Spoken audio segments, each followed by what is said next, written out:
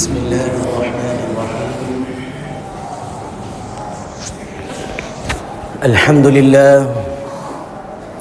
الحمد لله وحده، والصلاة والسلام على من لا نبي بعده ولا رسول بعده ولا معصوم بعده ولا أمة بعد أمتي ولا كتاب بعد كتابي، أما بعد.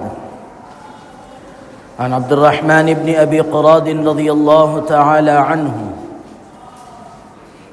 قال: يتوضأ رسول الله صلى الله عليه وسلم يوما فجعل أصحابه يتمسحون بوضوئه، فقال النبي صلى الله عليه وسلم: ما يحملكم على هذا؟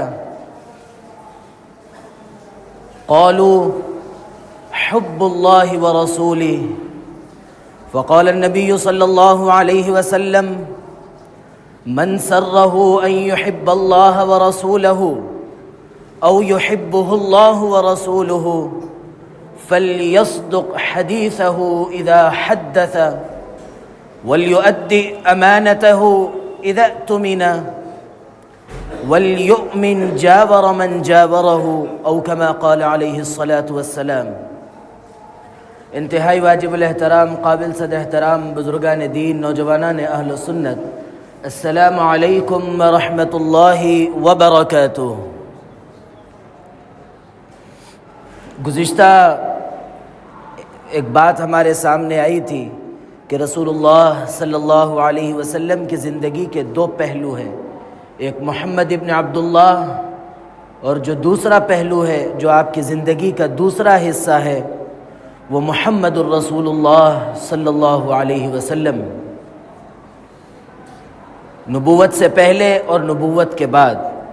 نبوت سے پہلے والی زندگی میں آپ کو اللہ کے نبی علیہ الصلاۃ والسلام کے اوصاف ملتے ہیں، آپ کے کمالات ملتے ہیں، آپ کے حسن و جمال کا تذکرہ ملتا ہے. لیکن جو آپ کے نبوت کے بعد والی زندگی ہے، جو محمد الرسول اللہ صلی اللہ علیہ وسلم کے نام سے یاد کیا جاتا، اس کے اندر جہاں آپ کے اوصاف و کمالات اور آپ کے محاسن کا تذکرہ ہے، وہیں اس سے بڑھ کر آپ کی تعلیمات کا تذکرہ ملتا ہے کہ آپ نے امت کو ہر موڑ پر، ہر موقع پر تعلیمات دی ہے، احکامات بتائے ہیں، رہنے کا سلیقہ، جینے کا ڈھنگ بتایا ہے. اسی طرح میں نے جو حدیث آپ کے سامنے پڑھی ہے، اس حدیث میں بھی اللہ کے نبی علیہ الصلاۃ والسلام کچھ آداب محبت سکھا رہے ہیں. حضرت عبد الرحمن ابن ابی قراد رضی اللہ عنہ فرماتے ہیں کہ ایک مرتبہ رسول اللہ صلی اللہ علیہ وسلم وضو فرما رہے تھے. ہم صحابہ جمع تھے اور اللہ کے نبی علیہ الصلاۃ والسلام جب چہرہ دھوتے، ہاتھ دھوتے، پیر دھوتے، تو ہم آپ کے جسم اطہر سے گرنے والے پانی کو زمین پر گرنے نہیں دیتے، بلکہ اپنے ہاتھوں پر لے لیتے اور کوئی چہرے سے لگا لیتا، کوئی اپنے سینے کو مل لیتا، کوئی ہاتھ پیر پر اس پانی کو پھیر لیتا. جناب نبی کریم علیہ الصلاۃ والسلام ہمارے اس عمل کو دیکھتے رہے. آپ نے پورا وضو فرمایا. جب آپ کا وضو مکمل ہو گیا تو آپ نے حضرات صحابہ کرام رضوان اللہ تعالی علیہم اجمعین سے سوال فرمایا. کیا سوال کیا؟ ما یحملکم علی ھذا، کہ تم نے جو اس طرح کیا، میرے وضو کے پانی کو زمین پر گرنے سے بچا لیا اور اپنے چہرے اور اپنے سینے اور اپنے بدن پر پھیر لیا، کیا وجہ ہے؟ کس چیز نے تمہیں آمادہ کیا؟ کیوں تم اس طرح کیے ہو؟ تو حضرات صحابہ کرام رضوان اللہ تعالی علیہم اجمعین نے جواباً فرمایا: حب اللہ ورسولہ، کہ ہم آپ کی اور اللہ کی محبت میں اس طرح کیا. تو اللہ کے نبی علیہ الصلاۃ والسلام اب حضرات صحابہ کرام رضوان اللہ تعالی علیہم اجمعین سے فرمایا کہ اگر تم یہ چاہتے ہو کہ اللہ اور اس کے رسول سے محبت کرے اور اللہ اور اس کا رسول تم سے محبت کرے، دونوں طرفہ، دو طرفہ محبت، ہم اللہ اور اس کے رسول سے محبت اور اللہ اور اس کے رسول صلی اللہ علیہ وسلم ہم سے محبت کرے۔ تو پھر اللہ کے نبی علیہ الصلاۃ والسلام نے ارشاد فرمایا کہ 3 کام کرنا پڑے گا۔ اظہار محبت کرتے ہیں آپ، اس کے لیے کیا قدم اٹھاتے ہیں ٹھیک ہے، وہ اپنی جگہ، لیکن اللہ کے نبی علیہ الصلاۃ والسلام یہاں پر بھی اپنی امت کو یہ تعلیم دے رہے ہیں کہ صرف اظہار محبت کے لیے کچھ چیزیں کرنے سے نہیں چلے گا، بلکہ عمل کے لیے آگے بڑھنا پڑے گا، اور عمل کا راستہ اختیار کرنے کی طرف ترغیب دیتے ہوئے پہلا کام یہ بتایا کہ فَلْيَصْدُقْ حَدِيثَهُ إِذَا حَدَّثَ، کہ جب بھی تم بات کرو سچی بات کرو، سچ کا سہارا لو، جھوٹ سے بچو، جھوٹ کو اپنانے سے بچو۔ آپ دیکھیے کہ اگر کوئی آدمی سچائی کو اختیار کرتا ہے، سچ بولنے کو اپنی عادت بناتا ہے، تو اللہ تعالیٰ قرآن کریم میں بھی اس کے لیے ایسے نعمتیں رکھے ہیں کہ قولاً سدیدہ کے بعد کیا کیا، یغفر لکم ذنوبکم ویصلح لکم اعمالکم ویغفر لکم ذنوبکم۔ اس کو 2 نعمتیں میسر ہوگی۔ سب سے پہلے یہ ہے کہ اللہ تعالیٰ اس کے بگڑے کام کو بنا دے گا، ویصلح لکم اعمالکم، کہ جو کام ہمارے رکے ہوئے ہیں، جو کام ہم یہ سمجھتے ہیں کہ جھوٹ بولنے سے پار ہوتے ہیں، قرآن کریم کہتا ہے کہ وہ سچ بولنے سے پار ہوں گے، وہ سچ بولنے سے وہ کام ہوگا۔ اور پھر آگے فرماتے ہیں وَيَغْفِرْ لَكُمْ ذُنُوبَكُمْ، اور جو کچھ ہماری کمیاں ہیں، کوتاہیاں ہیں، ہمارے جو نافرمانیاں ہیں، اللہ رب العزت ان نافرمانیوں کو معاف فرما دیتے ہیں۔ اور ایک بات یہ یاد رکھیے کہ ہمارے ذہنوں میں یہ بات آتی ہے کہ سچائی کے دامن کو ہم اگر تھامیں گے، سچائی کو ہم اپنا شیوا بنائیں گے، تو پھر ہم اپنی زندگی کے اندر ٹھوکریں کھائیں گے، مصیبتوں کو اٹھانا پڑے گا۔ یہ صرف اور صرف ہمارا ذہنی پلاؤ ہے، اس کے علاوہ اس کی کوئی حقیقت نہیں ہے۔ آپ سچائی کے دامن کو تھامتے ہیں تو لوگوں کے اندر یہ بات خود بخود بیٹھتی چلی جاتی ہے، لوگوں کے ذہن خود بخود بنتے چلے جاتے، بھئی یہ منہ کھولے گا تو سچ کہے گا، اسی لیے ہم اس سے جھوٹ بول کے بچ نہیں سکتے۔ اس قسم کے احوال پیدا ہو جاتے، یہ ہمارے ذہنی خیالات ہے، جھوٹ بولنا پڑتا، اس کے بغیر نہیں چلتا۔ یہ سب وہ چیزیں ہیں جو آدمی کو اللہ کے نبی علیہ الصلاۃ والسلام کی محبت سے دور کرنے والی ہے۔ آپ اپنے معاشرے میں، اپنے کاروبار میں ایک نظر ڈالیے کہ ہم اپنے اطراف میں کتنا جھوٹ کا سہارا لیتے ہیں، آج ہم کس اعتبار سے بدنام ہوتے چلے جا رہے ہیں، اور پھر ہماری ناکامی و نامرادی کی وجہ کیا جھوٹ نہیں بن رہی ہے؟ اندازہ لگائیے اپنے لیے، ان چیزوں پر غور کیجئے اور ان سے بچنے کی کوشش کیجئے۔ اللہ رب العزت ہم سب کی حفاظت فرمائے۔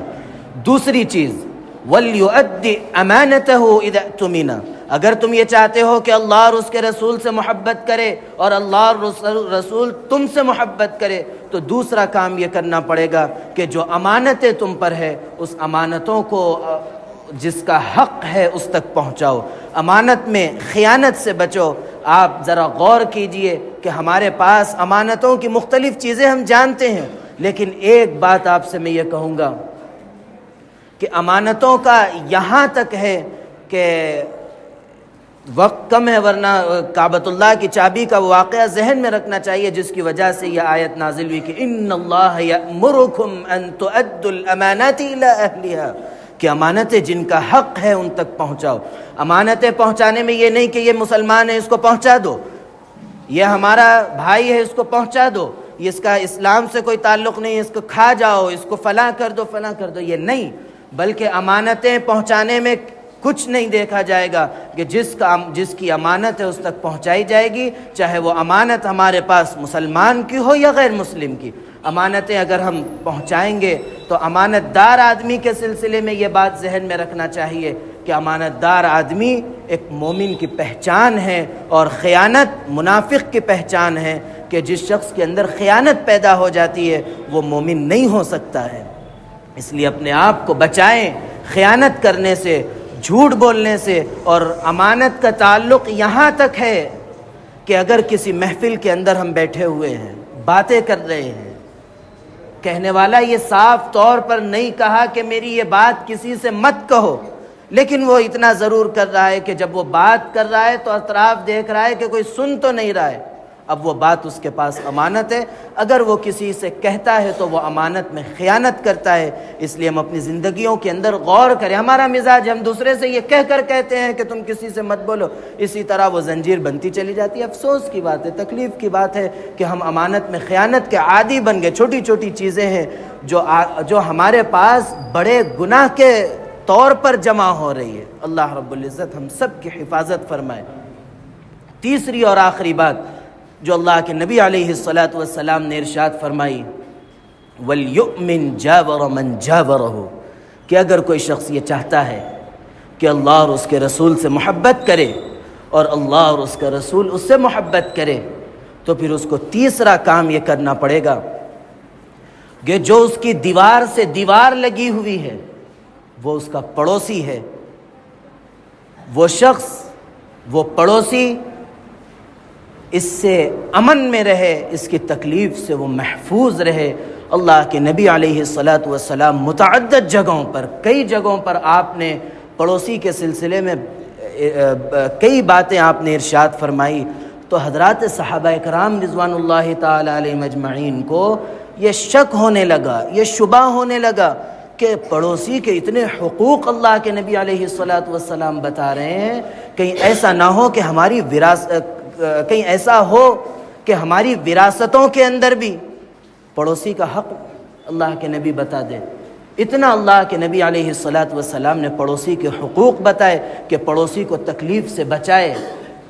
اب آپ اپنے دل سے سوال کیجئے کہ آپ کا پڑوسی کتنا آپ کے شر سے محفوظ ہے۔ آج دیکھیے محلے جات کے اندر، ہمارے محلوں کے اندر جو لڑائیاں ہوتی ہے وہ کس بنیاد پر ہوتی ہے؟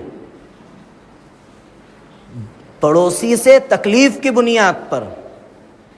اگر مثال لے لیں، مثال سے بات سمجھ میں آتی ہے، اگر میں لا کے آپ کے گھر کے پاس گاڑی ٹھہرا دیا، آپ تکلیف سے دو چار ہوتے ہیں، آپ اعتراض کرتے ہیں، تو میں یہاں پر ہٹ درمی بتا کے اپنا جو ہے اپنے پاس جو قوت ہے، طاقت ہے، میری جو گندی زبان ہے، اس کو استعمال کر کے میں آپ کو خاموش بٹھانا چاہتا ہوں۔ کتنی افسوس کی بات ہے، کتنی تکلیف کی بات ہے۔ آج میرے پاس جو قوت ہے، آج جو میرے پاس طاقت ہے، کتنے دن کی ہے؟ ایک جھٹکے میں ختم ہو سکتی ہے۔ تِلْكَ الْأَيَّامُ نُدَاوِلُهَا بَيْنَ النَّاسِ، اللہ تعالیٰ صاف فرماتے ہیں کہ آج تمہارے پاس اگر آج خوشی کے دن موجود ہے تو کل غم کے دن بھی دیکھنا ہے، اور اگر آج تم غم کے دن دیکھتے ہیں تو کل انشاءاللہ ضرور بھی ضرور تم کو خوشی کے دن دیکھنا ہے۔ ہر کسی کے ایک دن جیسے نہیں ہوتے۔ آج کوئی حاکم بن کر جی رہا ہے تو کل اس کو محکوم بن کے جینا اس کا مقدر ہے۔ آج ہم تھوڑی سی انانیت اور اپنے تھوڑے سے اپنی جو ہے دل کی مرادیں پورے کرنے کے لیے ہم اپنے پڑوسی کے حقوق کو پامال کر کے، ان کے ساتھ گندی زبان استعمال کر کے ہم کیا پیغام دیں گے؟ کیا ہم دوسروں کو یہ کہہ سکتے ہیں کہ ہم فلاں ہیں فلاں ہیں؟ افسوس کی بات ہے۔ یہ تو میں ایک مثال دیا ہوں، کوئی جو ہے ایسا نہیں ہے کہ کسی کا نشانہ ہے، بلکہ ایک مثال ہے، یہ اس کو مثال کی حد تک ہی رکھیں۔ تو بہرحال ہم اس بات کی کوشش کریں کہ ہم اپنے طور پر اپنی دیوار سے دیوار لگنے والا جو گھر ہے، وہ گھر ہماری تکلیف سے محفوظ رہے، ہمارے شر سے وہ محفوظ رہے۔ آپ اندازہ لگائیے ہمارے معاشرے کی صورتحال اس حد تک ہو گئی کہ اگر کوئی مسلمان گھر لیتا ہے تو آدمی پریشان ہو جاتا ہے کہ اب یہ یہاں آ رہا ہے، کیا ہوگا، کیا کرے گا؟ اب یہ راتوں میں جاگے گا یا بیٹھ کے جو ہے سگریٹ پیے گا، تماشے کرے گا، گالی دے گا، رات بھر جاگے گا، دن بھر سوئے گا۔ جب کام کا وقت آئے گا تو یہ سوئے گا اور ہم کو کام کرنے نہیں دے گا، جب ہمارا سونے کا وقت آئے گا تو یہ جاگے گا، شر مچائے گا۔ اس وقت کیا کریں گے؟ افسوس کی بات ہے، سوچ و فکر کی بات ہے۔ خلاصہ کلام اتنا ہی ہے کہ اللہ کے نبی علیہ الصلاۃ والسلام اپنی امت کو تمام چیزوں سے ہٹا کر، تمام ہماری نقل و حرکت سے ہٹا کر اعمال سے جوڑتے ہیں، اور حضرات صحابہ کو جو محبت کا طریقہ بتاتے ہیں وہ اعمال بتا رہے ہیں۔ آپ فرما رہے ہیں کہ اگر مجھ سے محبت چاہتے ہیں اور میری محبت تم کو ہونا ہے اور تم مجھ سے محبت کرنا چاہتے ہو تو پھر تم کو اعمال کی طرف جانا پڑے گا، ہمیشہ سچائی کا سہارا لینا پڑے گا، سچائی کو اپنانا پڑے گا، امانتوں میں خیانت سے بچنا پڑے گا، اور اپنی ذات سے اپنے آپ سے ہر پڑوسی کو اپنے شر سے بچانا پڑے گا۔